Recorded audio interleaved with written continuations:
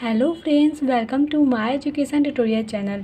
आज हम class 10th NCERT exercise 3.1 देखेंगे, लेकिन उससे पहले हम यहाँ पे कुछ थ्योरम प्रूव कराते हैं जो हम यहाँ पे प्रीवियस वीडियो में इसके कुछ रूल के बारे में डिस्कस कर चुके हैं। यहाँ पे देखिए, एक इसमें आता है कि रैखिक समीकरण को हल करने की बीजगणितीय विधि। ये क्या होता है, सबसे पहले आपको इसके बारे में जानना ज़रूरी है, क्योंकि इसी पे कई क्वेश्चन आते हैं पेपर में। तो यहाँ पे देखिए ये होता क्या है, इसके बीजगणितीय विधि मतलब इसे हम कैसे सॉल्व करते हैं। जो बीजगणितीय एक्स वाई होता है वो हमारा बीजगणितीय होता है। अब देखें यहाँ पे इसके लिए 3 रूल हैं, मतलब इसमें 3 रूल आते हैं। पहला है प्रतिस्थापन विधि, दूसरा क्या है विलोपन विधि, और तीसरा है वज्र गुणनखंड विधि। अब देखिए इन तीनों विधि से क्वेश्चन मतलब कैसे पूछेगा। क्वेश्चन ये पूछता है कि प्रतिस्थापन विधि से समीकरण को सॉल्व कीजिए। आपको 2 समीकरण इसमें दिए रहते हैं, और जो समीकरण दिया रहता है वो 2 चर वाला समीकरण होता है। अब देखिए सबसे पहले हम आपको यहाँ पे बताएंगे प्रतिस्थापन विधि से हम कैसे क्वेश्चन को सॉल्व करते हैं। अब देखिए यहाँ पे हम लेते हैं क्वेश्चन। इसे प्रतिस्थापन विधि से सॉल्व करने के लिए सबसे पहले ज़रूरी ये है कि इसमें 2 इक्वेशन होना चाहिए, मतलब 2 समीकरण आपको रहने चाहिए। कितने समीकरण? 2 समीकरण, 2 चर वाले हों। कितने चर वाले हों? 2 चर वाले। अब देखिए क्या कहते हैं, जैसे हम कोई इक्वेशन मान लेते हैं। यहाँ पे एग्जाम्पल के रूप में हम आपको बता रहे हैं कि हम a1x प्लस b1y प्लस सी ये इक्वल माना है 0 के, तथा ऐसे हम लेते हैं a2x plus b2y plus c2, ये मानते हैं 0 के। ये हमारा कोई 2 इक्वेशन अगर दिया रहता है तो हम क्या करते हैं, हम किसी एक इक्वेशन में से, या तो आप इसे लीजिए या तो आप इसे लिखिए, इन दोनों में से किसी एक से हम x या y का मान ज्ञात करते हैं। इसका हम क्या कहते हैं, इसका मान ज्ञात करते हैं। अब देखिए मान ज्ञात करने का मतलब क्या है, जैसे हम इक्वेशन में पूछे, ये वाला इक्वेशन जो सेकंड है, इसे हम पूछे कि इसमें x की वैल्यू क्या होगी, तो आप क्या बताएंगे, -c2 minus b2y upon a2, ये हमारी क्या होगी, x की वैल्यू होगी। तो जो x का मान निकल के आता है, यही x का मान हम इक्वेशन 1 में रखते हैं, और इक्वेशन 1 में रखते हैं तो ये क्या है, यहाँ से हमें y की वैल्यू निकलती है। जब हमारा x तथा y का जो मान आएगा, इन दोनों मान को, यही हमारा क्या होगा, आंसर होगा। लेकिन अगर हमें इसे जांचना है कि हमारा ये दोनों x और y का जो वैल्यू आया है वो क्या सही है कि नहीं, तो हम क्या कहते हैं, जो x y मान होता है, इन दोनों किसी भी इक्वेशन में हम रख के, अगर ये 0 के इक्वल आ जा रहा है, इसका मतलब हमारा जो यहाँ पे x y की वैल्यू आई हो क्या है, सही है। हम देखिए इसे क्वेश्चन से समझाते हैं, जिससे आपको और अच्छे तरीके से समझ में आ जाएगा। तो यहाँ पर हम एक क्वेश्चन लेते हैं। देखिए यहाँ पे एग्जाम्पल के रूप में हम लिए हैं 2 इक्वेशन। एक इक्वेशन है 7x माइनस 15y जो इक्वल है 2 के, तरह दूसरा इक्वेशन है हमारा x प्लस 2y जो कि इक्वल है 3 के। अब देखिए हम क्या करते हैं, सबसे पहले हम आपको बताए हैं कि दोनों इक्वेशन में से किसी एक इक्वेशन में से हम x की वैल्यू फाइंड करते हैं। आप x के साथ आप y की वैल्यू भी फाइंड कर सकते हैं, मतलब जो आपको अच्छा लगे, जिससे मतलब आपको आसानी हो। यहाँ पे अगर हम इस इक्वेशन में देखें तो x की वैल्यू का हम निकालें तो हमारे आसानी से मतलब x की वैल्यू निकल जाता है। तो निकालेंगे तो क्या आएगी, 3 माइनस 2y, ये हमारी x का ये हमारा क्या हुआ, मान हो गया। आप यहाँ से भी x की वैल्यू फाइंड कर सकते हैं, लेकिन यहाँ पे देखिए डिवाइड में 7 आएगा, फिर आपको आगे परेशानी होगी। तो हम इसलिए यहाँ पे इससे जो इक्वेशन सेकंड है, इससे हम क्या किए हैं, x की वैल्यू फाइंड किए हैं। अब जो हमारा x का मान निकल के आया है, x का मान यहाँ पे क्या है, 3 माइनस 2y। अब हम समीकरण जो हमारा है यहाँ पे समीकरण 1 में हम क्या करते हैं, x का मान रखते हैं।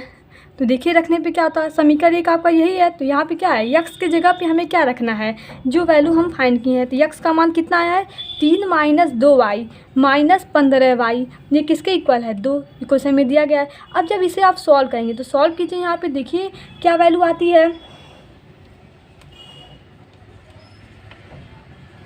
इक्वल हो जाएगा 2 के। यहाँ पे जब आप सॉल्व करेंगे, देखिए जब यहाँ पे आप सॉल्व करेंगे तो ये वैल्यू y का जो हमारा मान आ रहा है 19/29 आ रहा है, ये हमारा y का मान निकल गया। अब हम क्या करें, हमारा जो यहाँ पे x का मान है, x का मान देखा क्या है, तो x का मान जो हमारा है x माइनस यस इक्वल क्या है, 3 माइनस 2y। अगर हम x की वैल्यू फाइंड करें, अर्थात हम क्या करते हैं, यहाँ पे y की जगह पे हम ये वैल्यू रखती हैं, y का मान जो हमारा निकला है वो हम रखेंगे। तो y का जब मान रखेंगे तो यहाँ पे देखिए क्या आता है।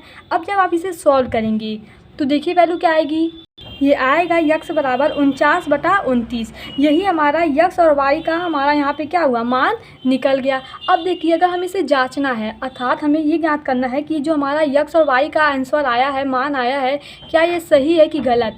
अब इसे जांचने के लिए हम क्या करते हैं, किसी भी इक्वेशन में, या तो इक्वेशन 1 में या तो इक्वेशन 2 में, आप यक्स और वाई की जगह पे जो वैल्यू है रख दीजिए। अगर जो इक्वल यहाँ पे दिया गया है ये आ जा रहा है तो समझिए आपकी वैल्यू क्या है, सही है। जो यहाँ पे यक्स और वाई का मान निकाले हैं ये आपका सही है। अगर ये इक्वल नहीं आ रहा है तो गलत है, तो हम किसी भी इक्वेशन में लेते हैं। अगर हम देखिए हमारे लिए ये इक्वेशन सही पड़ेगा क्योंकि इक्वेशन छोटा है, मतलब इसे सॉल्व करना आसान है। तो इसमें हम यक्स और वाई की जगह पे जो हमारी वैल्यू है उसे हम रखते हैं। तो देखते हैं क्या आंसर इसके इक्वल आता है। अब देखिए यहाँ पे हम यक्स तथा वाई के मान रख दिए हैं। अब जब इसे आप सॉल्व करेंगे, यहाँ पे जब आप इसे सॉल्व करेंगे तो देखिए वैल्यू क्या आती है, 49/29 प्लस यहाँ पे करेंगे तो 38/29। अब देखिए जब इसे आप सॉल्व करेंगे तो ये वैल्यू अगर 3 आ रही है क्योंकि हमें LHS RHS के इक्वल दिखाना है। तो यहाँ पे जब आप करेंगे तो देखिए यहाँ पे जो हमारा आंसर है वो 3 इक्वल आया था। जो हमारा LHS है वो क्या है, LHS RHS के इक्वल है। अतः हम ये कह सकते हैं कि जो हमारा यक्स और वाई का मान है, जो हमारा आंसर आया था वो सही है। अब आप इस इक्वेशन में भी इसे पुट करके सॉल्व कर सकती हैं। तो यहाँ पे देखिए हमें 2 लाना है। अब देखिए जब इसे आप सॉल्व करेंगे, यहाँ पे यक्स और वाई का मान रख के इसे आप जब सॉल्व करेंगे तो ये वैल्यू आएगी, हमें 2 के इक्वल लाना है तो यहाँ पे हो जाएगा 58/29। और जब इसे आप काटेंगे तो ये LHS हमारा जो RHS के इक्वल हो जाएगा था। हमारे यहाँ पे हम कह सकते हैं कि हमारे जो उत्तर की पुष्टि है वो हो गई है। आप किसी भी इक्वेशन में रख सकते हैं। आप अगर एक इक्वेशन में जांच कर लिए कि ये एक्स वाई इक्वल आ रहा है, मतलब एक्स वाई नहीं, जो हमारा प्रूफ यहाँ पे इक्वल 3 है ये इक्वल आ रहा है, तो आप ये मान सकते हैं कि जो हमारा एक्स और वाई का मान हम ज्ञात किए हैं वो सही है। ज़रूरी नहीं है कि आप दोनों इक्वेशन में रखें, आप किसी भी इक्वेशन में रख सकते हैं। यहाँ पे हम आपको एक होमवर्क दे रहे हैं, क्वेश्चन दे रहे हैं सॉल्व करने के लिए। ये आपको सॉल्व करके से इसका आंसर यक्स और वाई का मान कमेंट बॉक्स में आपको देना है। जैसे हम प्रतिस्थापन विधि से इसे सॉल्व करना, हम यहाँ पे लिख भी दे रहे हैं, इसे आप प्रतिस्थापन विधि से सॉल्व कीजिएगा। जैसे हम आपको बताएं हैं सेम वैसे ही करना है। किसी में से आप यक्स और वाई का मान ज्ञात करके फिर इसे वैल्यू रख के पुष्टि भी कर लीजिएगा।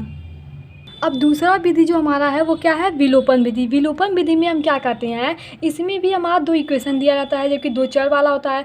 उन दोनों इक्वेशन में से हम क्या करते हैं, किसी एक की वैल्यू उसे एक चर में करते हैं और फिर उसे सॉल्व करते हैं। जैसे हम आपको एक एग्जांपल से बताते हैं। यहाँ पे हम कोई 2 इक्वेशन ले रहे हैं।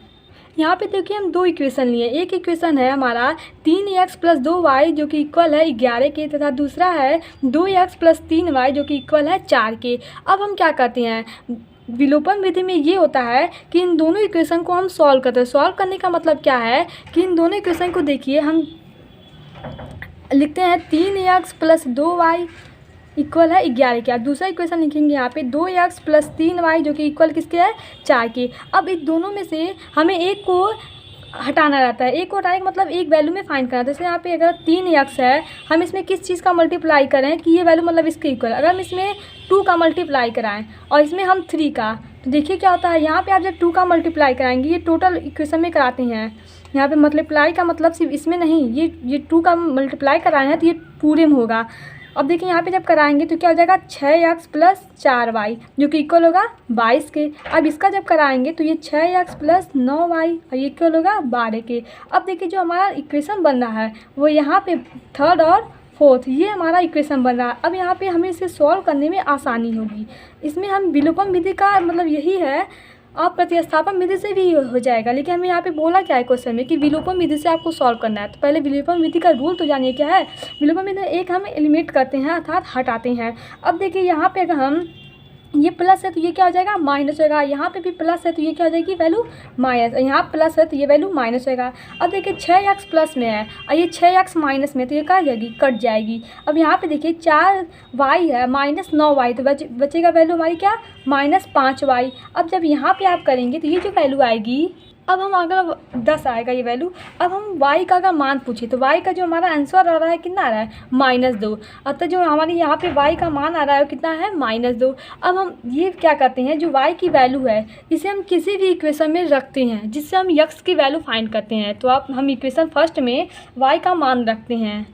जब यहाँ पे हम इक्वेशन फर्स्ट वाले में 1 में y की जगह पे क्या रखेंगे -2, जो हम वैल्यू अभी को ज्ञात किए हैं। अब जब इसे सॉल्व करेंगे तो यहाँ पे देखिए क्या हो जाता है।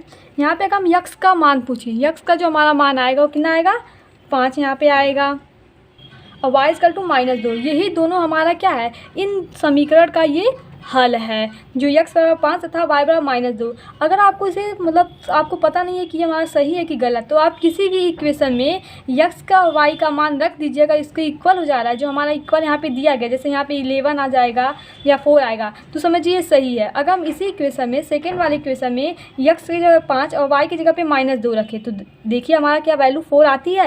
यहाँ पे जब हम रखते हैं x की जगह पे हमें क्या रखना है 5 प्लस y की जगह पे -2, ये इक्वल 4 हमें लाना है। अब देखिए यहाँ पे आप देख रहे हैं कि 10 में 6 जगह तो 4 ही बचेगा। LHS और RHS दोनों आपका इक्वल है, अतः आप कह सकते हैं कि हमारा उत्तर मतलब जो x और y का मान आया है ये सही है। इन दोनों इक्वेशन का ये एक अभिष्ट हल है। तीसरा हमारा है वृज्य गुणन विधि। अब देखिए वृज्य गुणन विधि से हम कैसे सॉल्व करते हैं। सबसे पहले आपको इसमें 2 इक्वेशन दिया रहता है, ये सब में दिया रहता था, चाहे वो वृज्य विधि हो या प्रतिस्थापन विधि हो। तो हमारा मान लेते हैं कि जो इक्वेशन है वो है a1x plus b1y plus c1 ये इक्वल है 0 के, तथा a2x plus b2y plus c2 ये इक्वल है 0 के।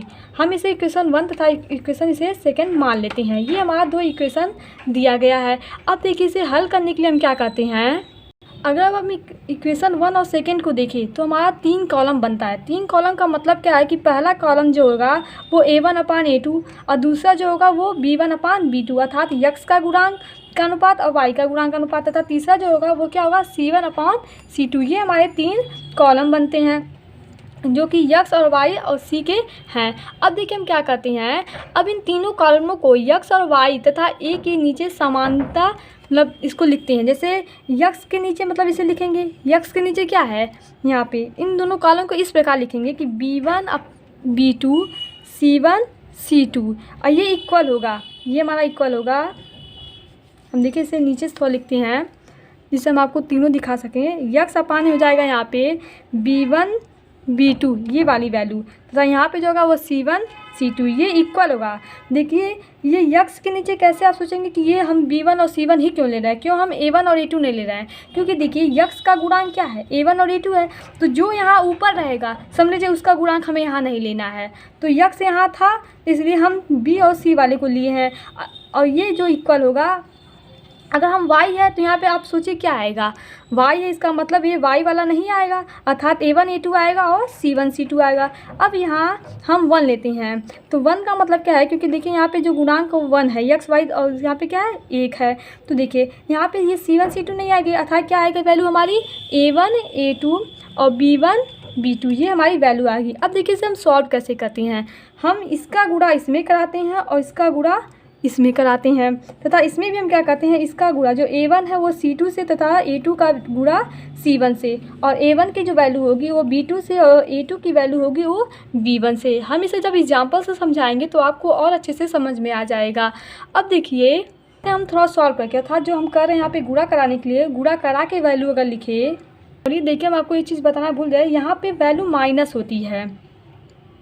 अब देखिए जब आप गुणा करा के यहाँ पे लिखेंगे तो x अपान b1 c2 minus b2 c1 तथा ये इक्वल होगा माइनस y अपान a1 c2 minus a2 c1।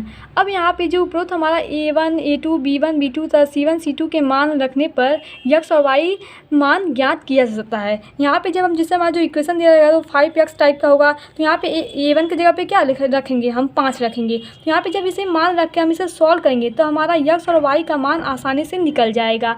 हम देखिए इसे एक एग्जाम्पल से आपको बताते हैं। यहाँ पे देखिए हम दो इक्वेशन लिए हैं, x प्लस वाई माइनस 8 जो कि इक्वल है 0 के, इसे हम इक्वेशन 1 माने हैं, और दूसरा है हमारा 5x minus 12y minus 7 equal है 0 के, इसे हम इक्वेशन 2 माने हैं, दूसरा इक्वेशन माने हैं। अब हम आपको फार्मूला में क्या बताए थे, फार्मूला में बताए थे कि x अपान पहले इसका गुणांक, अर्थात यहाँ पे हम बताए थे आपको अगर x ले रहे हैं तो नीचे हमारा क्या होगा, x का गुणांक नहीं आएगा, अर्थात y और c1 वाला आएगा। तो y पर पहले हमारा क्या होता है b1, हम फार्मूला पहले आपको लिख के यहाँ बताते हैं, v1 v2 c1 c2, ये इक्वल किसके होता है, माइनस वाई अपॉन यहाँ पे हम लेते हैं a1 a2 और c1 c2, और ये इक्वल होता है 1 upon a1 a2 b1 b2 के। अब देखिए यहाँ पे हम मान जब रखते हैं, अगर हम a1 की वैल्यू रखें, ऐसे c1, इन सभी का मान यहाँ पे रखें तो देखिए क्या आता है। सबसे पहले यहाँ पे x अपान, देखिए b1 का मान क्या है, b1 का मान हमारा यहाँ पे देखें तो 1 है, हम y का गुणांक लेते हैं तब b1 का जो गुणांक होगा वो 1 होगा, क्योंकि देखिए ये a1 यहाँ पर आपको दिखाई नहीं दे रहा तो नीचे लिखते हैं a1 b1 और ये c1 है, और ये जो वैल्यू है a2 b2 और c3 है। अब ये आप आसानी से वैल्यू यहाँ पे रख सकते हैं। देखिए यहाँ पे हम मान रख दिए हैं, अब इसे हम सॉल्व करेंगे। हम आपसे कहे थे कि इसका गुणा इसमें होगा और ये वैल्यू की गुणा इसमें होता है। अब जब आप इसे सॉल्व करेंगे तो देखिए वैल्यू क्या आती है, x अपॉन यहाँ पे -7 प्लस 84 आएगी। आप यहाँ पे करेंगे तो बाय सत्य क्या होता है 84, और बीच में माइनस होता है तो ये चिन्ह माइनस का अर्थात प्लस हो जाएगा।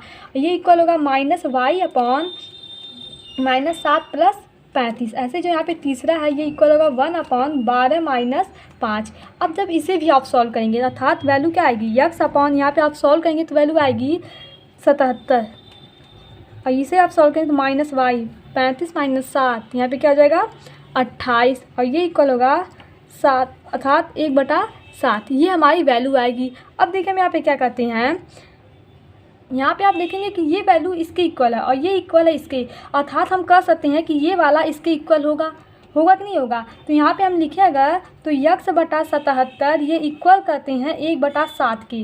तब हम आपसे अगर x की वैल्यू पूछे तो आप यहाँ पे करेंगे तो 11×77 अर्थात x का जो मान आएगा वो हमारा 11 आएगा। अगर हम ऐसी y का कंपेयर करें अर्थात जो -y/28 है ये किसके इक्वल होगा, 1/7 के इक्वल होगा। ये वैल्यू भी तो इसकी इक्वल हो सकती है क्योंकि यहाँ पे इक्वल चिन्ह दिया ही है। यहाँ पे देखिए क्या y का मान जो आएगा -4 आएगा। हमें x और y का मान ही ज्ञात करना था, अर्थात हमारा जो इक्वेशन है इन दोनों का ये क्या है, अभिष्ट हल है। आप इसे प्रूव भी कर सकते हैं। अर्थात जो इक्वेशन 1 है इसमें अगर हम x की जगह पे 11 तथा y की जगह पे -4 रखें, ये इक्वल 0 के आ रही है, इसका मतलब आपका जो यहाँ पे x और y का मान है वो सही है। तो हम रख के देखते हैं। देखिए यहाँ पे हम x की जगह पे 11 तथा y की जगह पे -4 और ये तो -7 है। अब जब इसे सॉल्व करेंगे तो 7 × 11 अर्थात 11 - 11 जो कि इक्वल आएगा 0 के, अर्थात LHS जो हमारा वो RHS के इक्वल हो गया। अतः ये क्या हमारा जो x और y का मान है वो क्या है, सही है। अब देखिए जो हमारा अगला पॉइंट है, अगला पॉइंट क्या था कि रैखिक समीकरणों के अनुप्रयोग, एप्लीकेशन ऑफ लीनियर इक्वेशन। हम रैखिक समीकरण का अनुप्रयोग मतलब कैसे करती हैं, ये हमारा इसमें हमारा क्या होगा, इसमें हमारा कोई मतलब घटना दी गई होती है। घटना में क्या होता है, जैसे आप कहीं सब्जी खरीदने जाते हैं तो इस टाइप का कोई मतलब घटना इसमें दिया जाता है जिसे आपको समीकरण के रूप में बनाना रहता है। अब देखिए जैसे हम आपको बताते हैं यहाँ पे क्वेश्चन लेके, देखिए इसमें पहला हमें पढ़ना है कि वस्तुओं तथा उनकी कीमतों पर आधारित समस्याओं का अनुप्रयोग। कोई वस्तु होगा तथा उसकी कीमत दी जाएगी, उस पर हमें क्वेश्चन सॉल्व करना है। तो देखिए हम यहाँ पे एक एग्जांपल लेते हैं। देखिए क्वेश्चन क्या दिया है, क्वेश्चन दिया गया है कि यदि 3 मेज़ों तथा 4 कुर्सी का मूल्य है 2100 रुपये है तथा 5 कुर्सी और 2 मेज़ों का जो मूल्य है वो 1750 है हो, तो एक कुर्सी तथा एक मेज़ का मूल्य ज्ञात कीजिए। हमें क्या ज्ञात करना है, एक कुर्सी और एक मेज़ का मूल्य। ये हम आपसे कहें कि कहीं वस्तुओं तथा उनकी कीमतों पे है, तो यहाँ पे देखिए वस्तु के रूप में कुर्सी और मेज़ है और कीमत उनका दिया गया है, तो इस पर आधारित क्वेश्चन है। अब देखिए हम किसे सॉल्व कैसे करते हैं। सबसे पहले हमें इक्वेशन ज्ञात करना होगा। इक्वेशन ज्ञात करने के लिए इसे हमें इक्वेशन के रूप में चेंज करना होगा। तो हम मानते हैं कि एक कुर्सी का जो मूल्य है, हम मानते हैं कि जो हमारा कुर्सी है, कुर्सी का जो मूल्य है वो कितना है, ये हम मान लेते हैं कि ये x रुपये है मान लेते हैं, तथा एक मेज़ जो है, मेज़ का मूल्य हम मान लेते हैं ये क्या है, y रुपये है। ये हमारा यक्स जो हमारा एक कुर्सी का मूल्य है यक्स और एक मेज का जो मूल्य है वो वाई है। प्रश्नानुसार देखिए क्या है, प्रश्नानुसार क्या करा आपको, 3 मेज का मतलब यहाँ पे क्या है 3 वाई है, क्योंकि मेज को हम क्या माने हैं वाई माने हैं, तो 3 वाई हो गया। हमें 3 मेज चाहिए तो 3 वाई करेंगे ना, एक मेज अगर वाई रुपये है तो 3 का क्या होगा 3 वाई हो गया। तथा 4 कुर्सी और क्या है 4 कुर्सी, कुर्सी को हमें यक्स माने हैं, तो 4 कुर्सी है अर्थात एक कुर्सी का दाम अगर यक्स है तो 4 कुर्सी का तो 4 यक्स करेंगे ना, तो ये क्या हो जाएगा 4 यक्स। और इनका जो मूल्य है इन दोनों का मूल्य क्या होगा, ये इसमें हम प्लस करेंगे क्योंकि दोनों इक्वल करके बोला है, कितना है 2100 रुपये है, ये आपको दिया गया है। अब दूसरा इक्वेशन देखिए, दूसरा क्वेश्चन क्या है इसमें कि 5 कुर्सी अर्थात 5 यक्स प्लस 2 मेज मतलब वाई 2 वाई, हम वाई की जगह पे वाई वाला लिख रहे हैं और यक्स की जगह पे यक्स वाला, जिससे हमें सॉल्व करने में आसानी होगी। तो क्या हो जाए 2 वाई प्लस 5 यक्स, ये इक्वल किसके हैं, ये इक्वल बोला है 2750 है, अर्थात इनका जो दाम है टोटल वो कितना है 2750। अब देखें यहाँ पे हमारा 2 इक्वेशन बन गया, इसे हम इक्वेशन 1 तथा इसे हम इक्वेशन 2 मान लेते हैं। अब देखिए आपको यहाँ पे 2 इक्वेशन मालूम चल गया, 3x plus 4y minus 2100 equal है 0 के, तथा 5x plus 2y minus 2750 equal है 0 को। आपको 2 इक्वेशन समझ आ। अब इसे सॉल्व करने के लिए आपके पास 3 रूल हैं। अभी हम आपको बताएं 3 रूल क्या हैं, पहला प्रतिस्थापन विधि और दूसरा क्या था विलोपन विधि और तीसरा क्या था वज्र गुणनखंड विधि। आप तीनों विधि से किसी एक विधि से इसमें सॉल्व कर सकते हैं, आंसर आपका एक ही आएगा। अब देखिए हम यहाँ पे सॉल्व कर रहे हैं वज्र गुणनखंड विधि से, तो वज्र गुणनखंड विधि क्या कहता है यक्स अपान a1 अरे b1, तो b1 का वैल्यू क्या है यहाँ पे b1 की वैल्यू क्या दी गई है 3। देखिए वो क्वेश्चन दूसरा था, ये हमारी वैल्यू थी यक्स और वाई का जो हमें मान प्राप्त हुआ था। अब यहाँ पे हम देखें वज्र गुणनखंड विधि से हम सॉल्व कर रहे हैं इसे, तो क्या होता है b1 का मान कितना है 3 और b2 की वैल्यू कितना है 2, तथा यहाँ पे क्या होता है c1 का मान क्या है माइनस 2100 और b1 का मान कितना है माइनस 1750, सॉरी ये c2 का मान है, ये इक्वल था माइनस वाई। अब देखिए यहाँ पे क्या था y है अर्थात b वाला नहीं आएगा तो a वाला और c वाला आएगा, तो a1 का मान 4 और a2 का मान 5। सबसे अच्छा होता है ना कि आप इसे यहाँ पे वैल्यू लिख लीजिए, जैसे ये a1 है, ये b1 है, ये c1 है और यहाँ पे क्या है a2 है, b2 है, c2 है। आप सीधा फार्मूला में से यूज कर सकते हैं। अब देखिए जब आप यहाँ पे गुणा करा के ये वैल्यू लिखेंगे तो आपका यही इतना मान आएगा। अब हम देखिए हम आपसे बोले थे कि अगर यक्स ये इक्वल है इसके और ये इक्वल इसके, तो हम ये कह सकते हैं कि यक्स वाला जो वैल्यू है ये इसके इक्वल होगा, अर्थात यक्स अपान माइनस यहाँ पे क्या है 1050 है, ये किसके इक्वल है -1/7 के। अब यहाँ से हम यक्स का मान ज्ञात कर सकते हैं, तो यक्स का मान यहाँ पे अगर हम निकालेंगे तो देखिए वैल्यू ये माइनस माइनस कट जाएगी, तो यक्स का जो मान आएगा वो हमारा आएगा 150 तथा जो y का मान आएगा ऐसे हम क्या करेंगे -y/3500, ये इक्वल होगा 1/-7 के। तो यहाँ पे y का जो हमारा मान आएगा वो क्या आएगा 500। हमें यही ज्ञात करना था यक्स और y का मान, जो कि क्या था हमें हमसे क्वेश्चन में पूछा था एक कुर्सी और एक मेज का मान, तो यक्स हम माने थे यक्स को हम माने थे एक कुर्सी का मूल्य तथा वाई को माने थे एक मेज का मूल्य, अर्थात एक मेज और एक कुर्सी का दाम हमारा यहाँ पे निकल गया।